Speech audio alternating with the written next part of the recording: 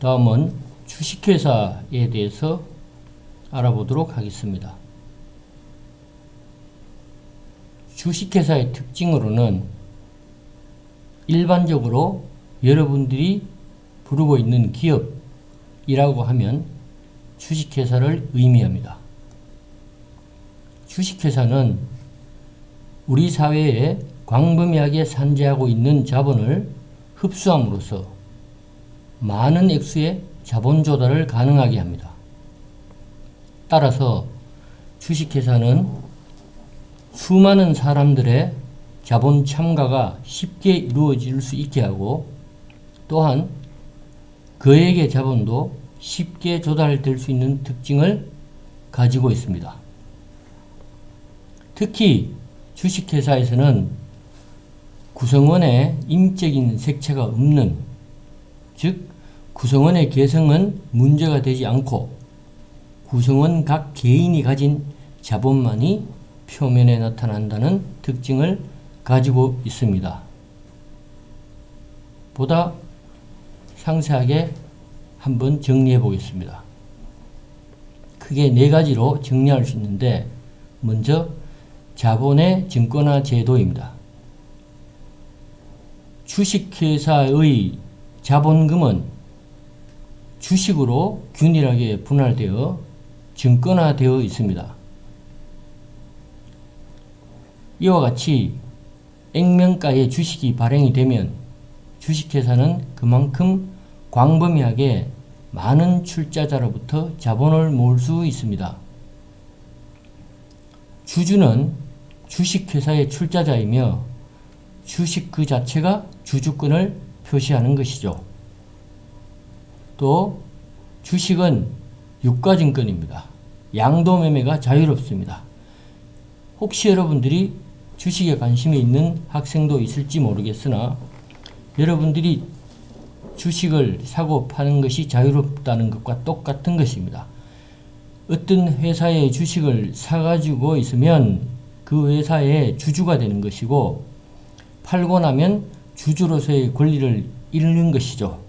따라서 여러분들이 가지고 있는 계승이나 이런 것들은 아무런 회사와 연관이 없고 오직 여러분들이 투자했던 돈과 결부되어 있다는 뜻을 의미합니다. 유한책임 제도를 또한 특징으로 들 수 있습니다. 주식회사에서 주주들의 책임은 출자액의 한도 내에서 따릅니다. 회사의 채무를 주주가 직접 부담할 필요도 없습니다. 이것을 주주의 유한책임이라고 하고 이러한 특징 때문에 자본 조달을 용이하게 하는 이유 중에 하나가 됩니다. 다음으로 주식 양도의 용이성을 특징으로 둘 수 있습니다. 주식회사에서는 주식의 양도가 자유롭기 때문에 자본의 공모도 용이합니다. 그리고 투자자들의 편의도 도모할 수 있습니다. 즉, 투자자의 필요에 따라서 투자 액수를 다른 용도로 쉽게 전용할 수 있기 때문에 주식에 안심하고 투자할 수 있고 기업의 경영자 측은 투자된 자금의 장기 이용이 가능하다는 특징을 가지고 있습니다. 다음으로 자본과 경영의 분리제도를 특징으로 들 수 있습니다. 주식회사는 주식 발행으로 일반 대중으로부터 출자금을 조달하고 경영은 소수의 경영자가 담당하는 형태로 발전되어서 소유와 경영이 점차 분리되고 있습니다.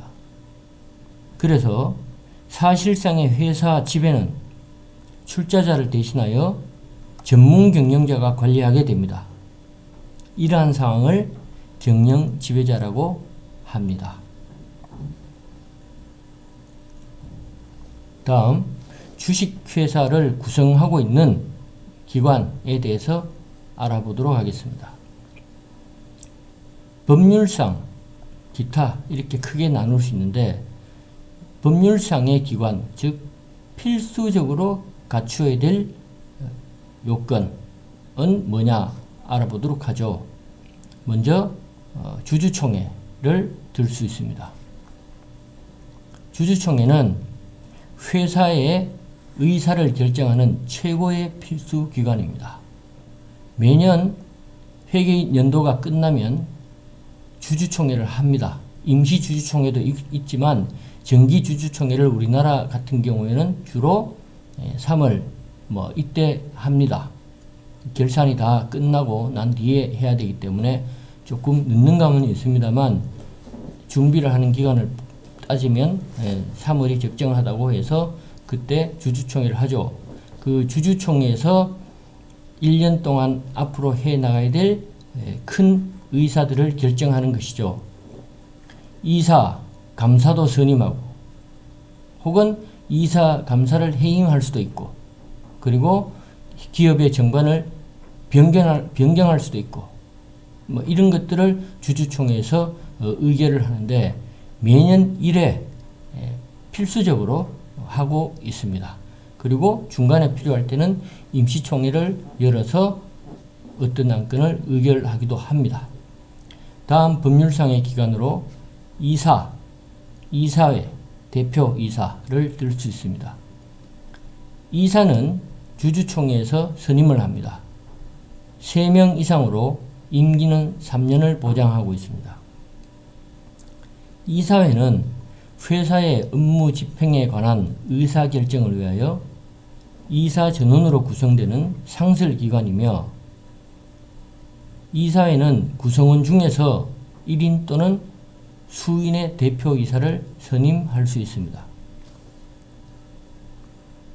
대표이사는 회사를 대표하고 회사의 업무 집행을 담당하는 주식회사의 필요 상설기관이자 독립기관입니다. 여러분들이 이사님, 대표이사님 부르는 그런 사람들이 이 기관에 해당된다는 이야기죠. 다음 감사를 들 수 있습니다. 감사는 회사의 회계감사 및 업무감사를 임무로 하는 상설기관이고 주주총회에서 선임하되 임기는 2년을 보장하고 있습니다. 기타 법률상의 기관은 아니지만 회사의 필요에 의해서 설치하는 기관으로서 고문이라는 제도가 있습니다. 회사가 필요에 따라 설치하는 조언기관이 될 수 있겠죠. 고문님 하는 분들이 이 조언기관에 해당한다고 볼 수 있습니다. 그리고 사회이사도 두는 곳이 많습니다. 비상근이사, 외부 중력, 사회 중력으로 불러지는데 사회이사는 사회적 책임을 다해야 한다. 그 기업의 부정, 비리 이런 것들에 대해서도 충분히 입을댈 수 있어야 되고 나쁜 길로 가지 않도록 충분히 얘기를 할 수 있어야 되는데 과거에는 그렇지 않았으나 최근에는 사회이사들이 그런 역할을 충분히 해 나가고 있는 것으로 시대 흐름이 바뀌고 있습니다. 또한 공공성을 강하게 가지지 않을 수 없는 중요한 직능의 수행기관으로서 사회이사로 선임이 되면 자기 역할에 충실해야 된다. 이런 의무와 책임감을 가져야 됩니다. 다음은 기업 공개 및 상장에 대해서 알아보도록 하겠습니다. 주식회사가 기업 공개를 한다. 이 말은 주식을 일반 투자, 우리와 같은 대중들에게 분산시키고 소유되도록 하는 것을 의미합니다. 기업이 증권시장을 통해서 일반 투자자에게 균등한 조건으로 주식을 공모하고 금융권에서 자금 조달을 탈피하여 증권시장을 통해 자금을 직접 조달할 수 있습니다. 반면에 기업 경영 내용이 공개되고 기업의 사회적 책임이 한층 강조가 됩니다.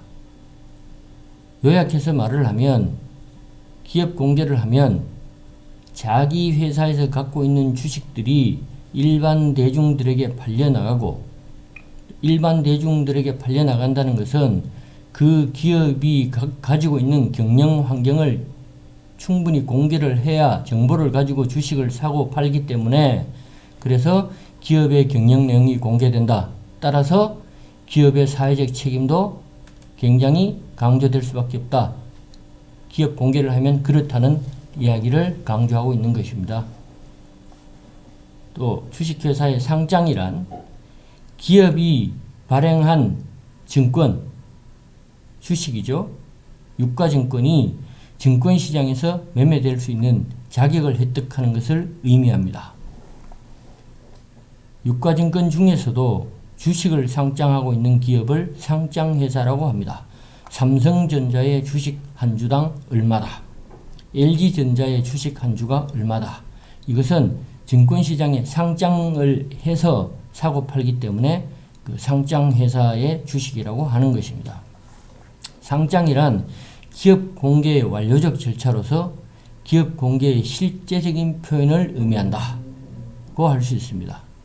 투자한 주식은 언제든지 매각할 수 있고 또 언제든지 신규로 취득할 수도 있습니다. 상장회사가 되면 기업이 투명하게 공개되기 때문에 대외적으로 신용도가 높아지고 기업의 자금 조달 능력이 확장되며 기업 및 생산 제품의 PR 효과도 동시에 거둘 수가 있는 특징이 있습니다. 그리고 주식회사에서 종업원 지주제도를 두고 있는데, 종업원 지주제도란 종업원으로 하여금 제도적으로 자기 회사의 주식을 소유하게 하는 제도를 의미합니다.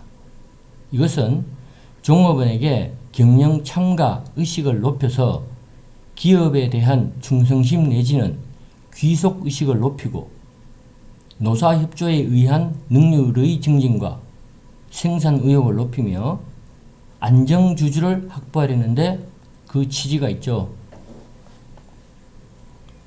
종업원 지주제도는 주식 대중화의 한 방편으로 1890년대 이래 영국과 미국을 중심으로 발달해 왔는데, 이 제도를 통해 기업의 민주화와 경영 합리화를 진전시키는 등 우리나라 기업 풍토에도 매우 커다란 변화를 일으켰습니다.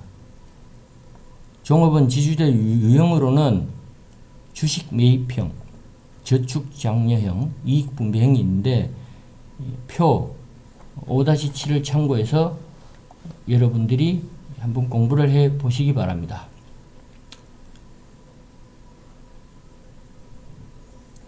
다음 중소기업과 벤처기업에 대해서 특징 및 내용을 알아보도록 하겠습니다.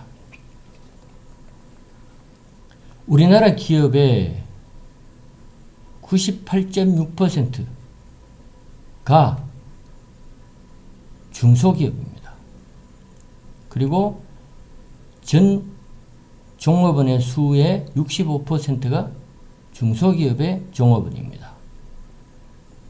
해외로 수출하는 비중은 40%에 이루고 있습니다. 다시 말하면 100개 기업 중에 98.6개가 중소기업이라는 의미이고, 그 중소기업에서 해외로 수출하는 것이 100개 중에 40개 정도가 된다는 얘기를 할 수 있습니다. 중소기업의 기준은 업종마다 조금씩 다른데, 제조업이나 건설업 같은 경우에는 20명 이하를 소기업, 21명부터 300명까지를 중기업이라고 하고, 상업이나 서비스업을 하는 기업은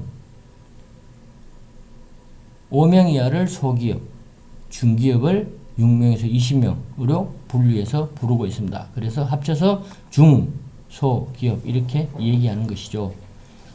중소기업의 특성은 종업원의 수와 매출 규모가 비교적 적은 편이다.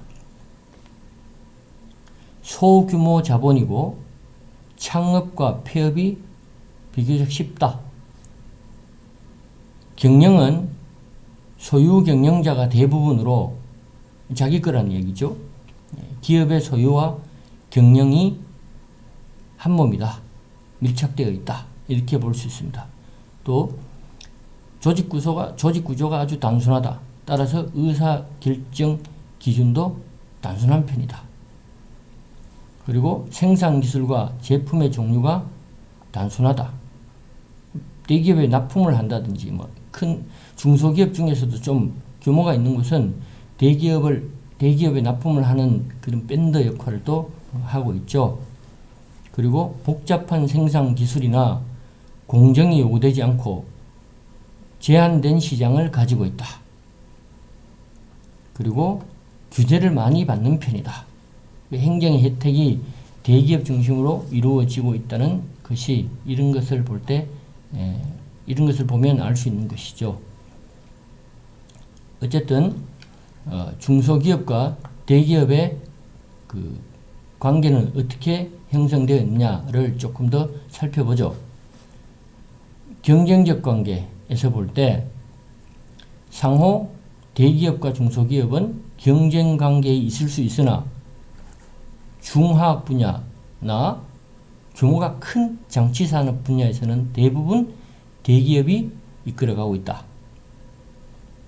산업에 따라서 대기업과 중소기업은 공존하면서 경쟁 관계를 유지하고 있다. 중소기업이 독창적인 아이디어와 축적된 기술을 바탕으로 시장에 양질의 제품을 제공할 시 경쟁에서 대기업보다 우위를 확보할 수도 있는 점은 있습니다. 따라서 경쟁 관계는 상호 보완적인 관계를 이루고 있다. 이렇게 볼 수가 있죠. 또 상호 의존적 관계에 대해서 도 하나 덧붙여서 설명할 수 있습니다. 항공산업이나 자동차 산업, 조선과 같은 종합적인 산업의 형태에서는 부품과 원자재 공급을 매개로 상호 의존적인 관계에 있다고 할 수 있습니다. 협력하지 않으면 안 된다는 이야기죠. 자동차를 만드는데 수만 가지 부품이 들어가는데 그것을 자동차를 완성하는 현대자동차 같은 데서 일거에 완수를 할 수 없으니 부품을 여러 중소기업으로 분산시켜서 납품을 받는 것이죠. 그런 상호 의존 관계란 그런 것들을 말하는 것입니다. 그리고 상호 보완적 관계를 이루고 있다. 서로 다른 시장 영역에서 상호 보완적인 제품을 생산하고 판매하고 있다. 수주나 운영에서 대기업과 중소기업은 차이가 있고 이익을 각자 추구하고 있다. 큰 것을 따낼 때는 대기업들이 주로 하고 그 다음에 정밀하고 작은 것을 따낼 때는 매출 규모가 작기 때문에 중소기업에서 주로 수주를 한다. 이렇게 보면 되겠습니다. 그리고 정밀 기계는 전문 기술을 바탕으로 하는 특정 중소기업에서 제작을 하고 획일적이고 대량 수요가 요구되는 제품은 대기업이 생산함으로써 상호 보완적이다. 이렇게 관계를 설명할 수 있습니다. 다음으로 기술 이전 및 협력 관계에 대해서 어떤 관계를 유지하고 있느냐를 보면 개발 기술의 상품화 및 시장 개척의 성공 여부가 불투명해지고 있다. 따라서 중소기업은 대기업과 공동 연구 개발이나 기술 제휴를 통해서 중복 투자를 피하는 것은 물론 R&D 자원과 지식이나 정보의 공유를 통해서 위험을 경감시키고 자원 이용의 효율성을 높일 수 있도록 해주고 있다. 이렇게 상호 기술 이전이나 협력 관계를 유지해 나가는 것이 중소기업과 대기업의 관계라고 말할 수 있겠습니다. 다음 벤처기업에 대해서 알아보죠. 아마 벤처기업도 많이 들어봤을 것으로 생각이 됩니다. 벤처, 모험하다 뭐 이런 뜻이죠. 그래서 우리나라 벤처기업의 역사는 좀 오래됐습니다. IMF, 그러니까 국제 외환 위기가 왔을 때 그 이후부터 이제 많이 이 벤처기업이 발달하게 되었는데 95% 정도가 망하고 한 5%가 성공을 한다. 이렇게 보면 되겠습니다. 왜?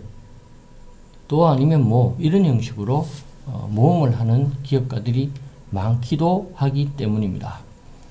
자, 벤처기업은 신제품이나 신기술 등의 아이디어 발명과 개발을 목적으로 하는 모험적인 중소기업을 일컬어서 벤처기업이라고 합니다.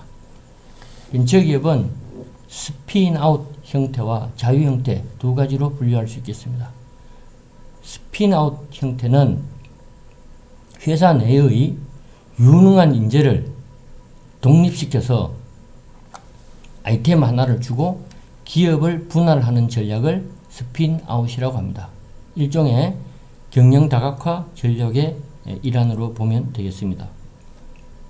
자유형은 소수의 전문가 그룹이 모험 기업을 자영하는 형식으로 설립하는 경우를 의미합니다.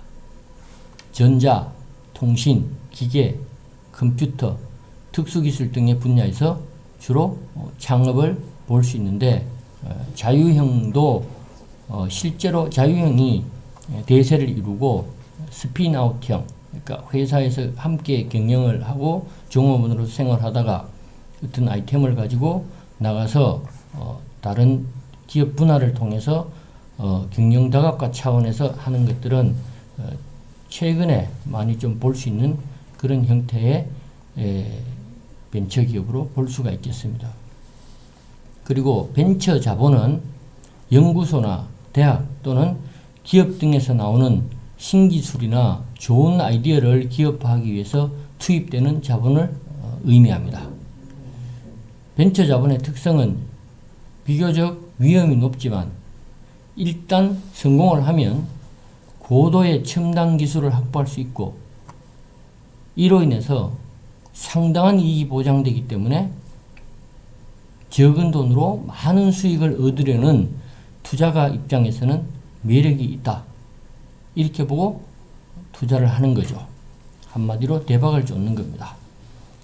벤처 자본의 투자 대상은 주로 반도체, 컴퓨터, 로봇, 신소재, 유전공학 등이고 부동산이나 이런 고전적인 사업에는 투자하지 않는 것이 특징입니다.